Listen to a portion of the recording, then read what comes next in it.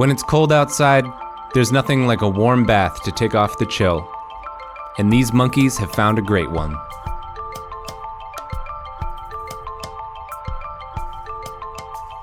The Jigokudani Valley in Japan is buried in snow for almost 1/3 of the year.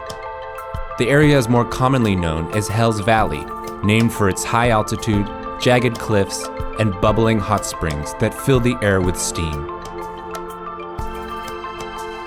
The local Japanese macaques, or snow monkeys, have found an interesting way to adapt to these cold conditions. In the early 1960s, these clever and curious creatures moved down from the higher forests and tested the water of the natural hot springs. They have been using them as a spot to warm up in the winter months ever since. These snow monkeys like company. Their average group is typically 41 monkeys, but can range from 10 to 161. They're not picky eaters either. They'll eat just about everything from seeds, plants, and fruits, or a handout from a mischievous tourist. Even in the high mountains of Japan, these clever critters have found a great way to relax. Spa day, anyone?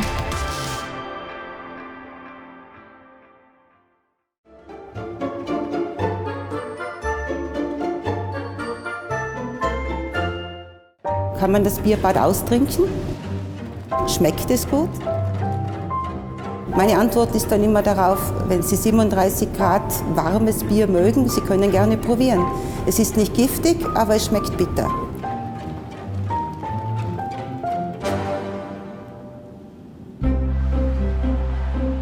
Mein Name ist Sticker Andrea und wir befinden uns hier im Bierschwimmbad, hier in der Brauerei Starkenberg, im Schloss Starkenberg in Darenz in Tirol. So dieser Raum war vor 15 Jahren noch Teil der Brauerei. Man hat die Brauerei dann umgebaut und da hatte unsere Chefin die Idee, wir könnten hier ein Bierbad machen. In den Gärbottichen der Brauerei bieten wir unseren Gästen jetzt ein Bierschwimmbad an.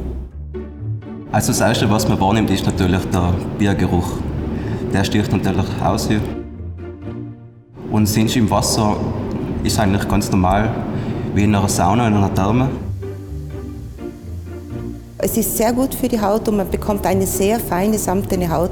Es wird auch empfohlen, sich danach eigentlich nicht zu duschen, weil das dann in die Haut einziehen kann und das also einen auch guten Pflegefaktor hat.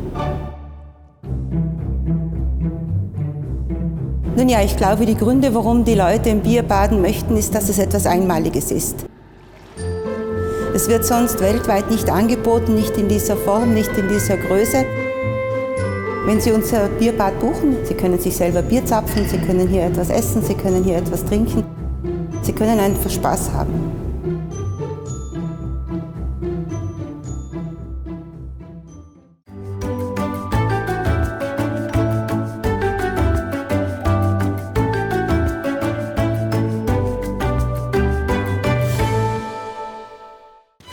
Nothing says Britain more than... Nope. Nope. Keep going. Ah, yes. There it is. A nice cup of tea.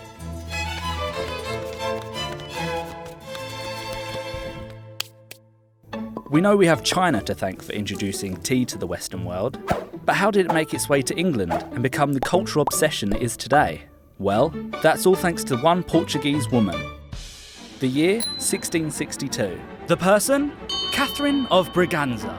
She had just won the hand of England's King Charles II, with the help of a very large dowry, including money, treasures, and spices. This worthwhile trade made her the Queen of England, Scotland, and Ireland. When she arrived to her new homeland, she brought with her packets of loose leaf tea in crates labelled Transport de Herbas Aromaticas. It's a theory that this was later abbreviated to TEA, tea. Now tea could already be found in England, but was only really used for medicinal purposes. Catherine continued drinking tea to her heart's content. And as the new royal, everything about her, including her beverage habits, was copied by other ladies, desperate to be just like their idol. Another thing Catherine brought to the table from Portugal was the idea of tea drinking experience.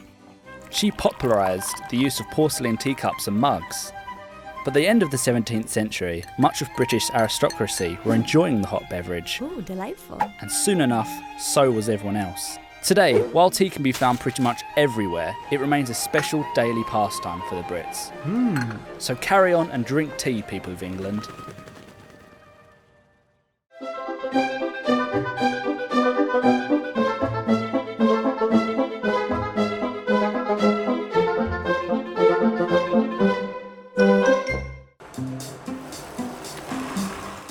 In Saskatoon, Saskatchewan, you'll find 4 senior citizens making socks. Lots and lots of socks. Socks by Bob have knitted 11,662 as of today. That's pairs of socks, which means Socks by Bob has knitted 23,324 individual socks. 8.8 miles of socks. And they're all for charity. The man responsible for all these socks is none other than Bob Rutherford. Enter Bob's knitting machines. These superpowered knitting machines go at 90 turns per second. That's pretty fast. But what makes these machines special are that they're self-made. I'm an experimenter. I just build things. And it took a long time to figure out how to do it. But when you're retired and nothing to do, it just sort of grew. Socks by Bob began in 2010 after the passing of Bob's wife, Edith. I was a caregiver to my wife before she died, and my son came home and said, "Dad, you need something to do." I said, well, I'd made these socks on this first knitting machine. And that sparked an idea, making socks for those in need. But Bob doesn't work alone. He has plenty of help. George cuts the tube length. Glenn and Barney, they will knit tube socks by the roll. Each week, Bob and his team knit hundreds of socks that they then deliver to countless homeless shelters all throughout Canada. The socks are delivered in Alberta, Saskatchewan, BC, Red Deer, Calgary. Some have gone to the northern part of the province. In short, they go to where they're needed. People gotta keep involved. You just can't give up because of bereavement or whatever the case may be. I think that knitting socks for needy people is important. People have to reach out and touch each other, I think, as they grow older. And this has helped me do that. And I think that's the key to life. You don't give up and find a purpose.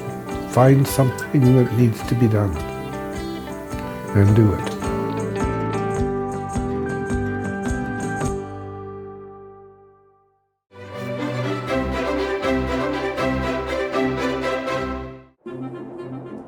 Over 2 billion cups of coffee are consumed every day, and it takes a lot of people to make just one cup.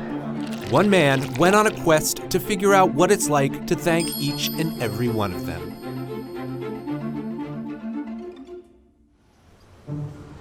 AJ Jacobs is a writer who lives in New York City. Hi, I'm AJ. And he's the first to admit he can be a bit of a grouch. My default state is grumpiness. I am very good at noticing all the things that go wrong. So, to make a change, he started giving thanks during dinner. I would say thank you to everyone who helped make my meal. Until one night, My 10-year-old son was like, you know, Dad, those people can't hear you. If you really cared, you would go and thank these people in person. And that's when the light bulb went off. he decided to hone in on something he knew he took for granted every day. My morning cup of coffee. Over the next 12 months, AJ set out to thank every single person who had even the smallest role in his morning cup of joe. First, it was his local barista, the roaster, and the coffee shop sourcer. Whenever I thanked one person, they would say, well, I couldn't do my job without this person. So one person led to another, led to another, led to another. He ventured outside the city, and eventually the country. I thank the folks who provide electricity to the coffee shop, the engineers who provide the water, the people who make the steel, the farmer and the importer, the truck driver, the person who paved the road, and even the woman who painted the yellow lines in the road so that my coffee beans could safely arrive at my coffee shop. I remember I called the woman who does pest control for the warehouse, and I said, I know this sounds strange, but I want to thank you for keeping the insects out of my coffee. And she said, well, that does sound strange, but thank you.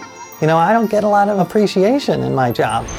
All in, AJ ended up thanking over 1,000 different people. And while most were pleasantly surprised by his gratitude, it's AJ who benefited the most. The experience has made me grateful for the hundreds of things that go right every day, as opposed to the 3 or 4 that go wrong. I tell my friends that they should try these gratitude trails themselves. It could just be small gestures, looking someone in the eye, the cashier at the drugstore. It could be sending a quick note to the designer of a logo you love. I will tell you that it will make your life better. It's changed the way I live my life.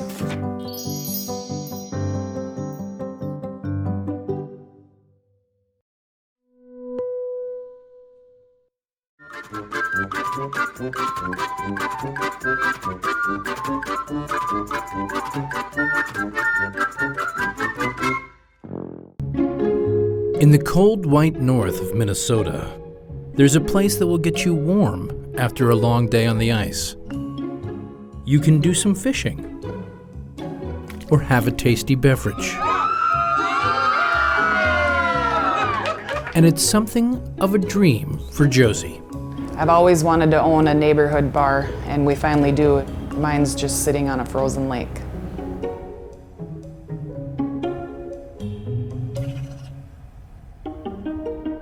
Ice fishing is a way of life around here for people. It gets so cold, below 0 temps quite often, which allows us to drive and put houses out and drill holes in the lake and fish. When it gets cold enough in the early winter, Josie's husband goes out and tests the ice to make sure it's thick enough. If it is, they can put the bar together, and then the ice hole can open. The ice here is so thick that this bar sits on top of it. To come to our bar on the lake, you just drive your car out on the ice and park. We don't have a parking lot, you just park wherever you want, walk in and have a beer. People like to fish and drink beer, and from our bar here, you can do that all at the same time. The local favorite drink here is called the minnow shot. People will actually take a live minnow, which is fishing bait, and put it into their shot and drink it. Oh boy. Oh yeah! He wiggled a little bit. Yeah. As delicious as that seafood beverage sounds, people come just because the fact that the bar exists is pretty amazing. People's reactions to this bar are from crazy to they don't understand it to that's the coolest thing ever. They come from all over the world to see it. It's very seasonal. We're only open 20 days.